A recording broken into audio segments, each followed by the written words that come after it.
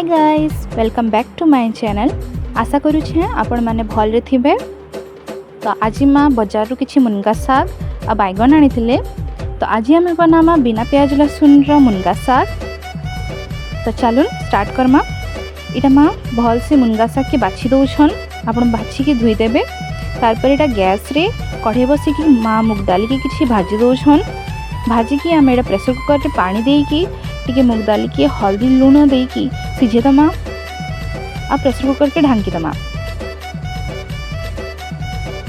दाली सिझीगला परे आमे गैस रे कढ़ी बसिकी ताकि गरम होबा के दमा।